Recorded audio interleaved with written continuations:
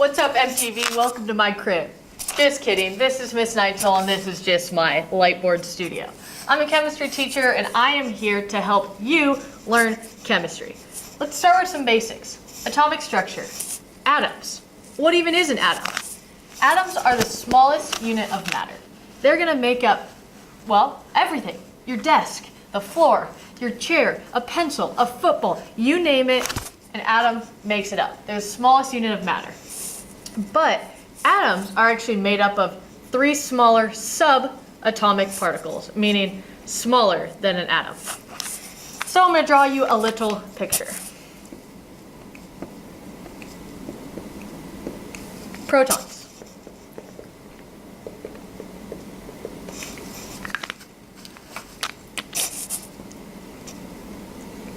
Neutrons.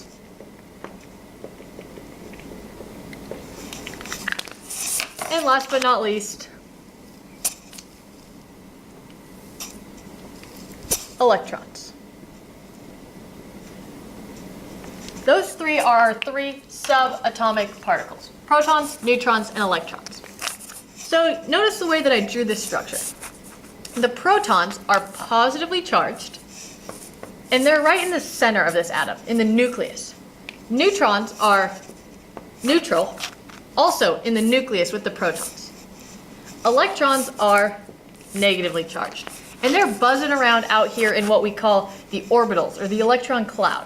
They're way out here, not near the nucleus.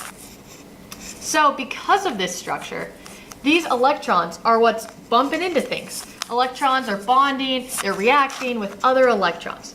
And that is the basis of how, well, the world works, more or less.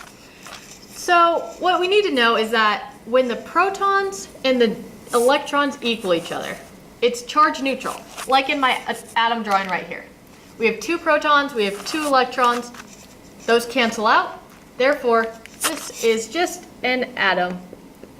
It is uncharged. But what were to happen if we reacted with another atom and gained another electron? Now, our positive charges and our negative charges don't cancel each other out. So we now have a charged atom. And we actually don't call it a charged atom anymore. We call it an ion. Now, there are 2 types of ions. There are cations, and there are anions. How I always have remembered it is that cations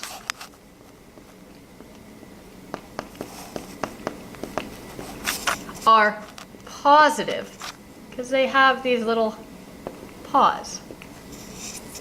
Anions are negative. I don't have a very good drawing for that, but you can just think A, negative, ion, anions. So the last place where people get tripped up is that they're thinking, I gained a 3rd electron. I should be positive because I gained. But let's think about this. Really, we gained a negative charge. So we're getting more negative. So if we were charge neutral, like this atom was, and then it gained an extra electron, we're now negative.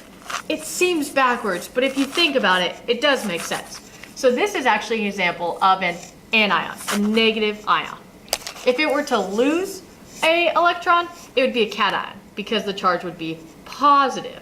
So, I'll say it one more time, positive. Anyway, that's what you need to know about atoms. They make up everything. They're made up of protons, neutrons, and electrons. Protons are positive, electrons are negative. Protons and neutrons are in the nucleus. Electrons are out here. And electrons are responsible for bonding because of the structure of an atom. It just makes sense. All right, see you guys next video.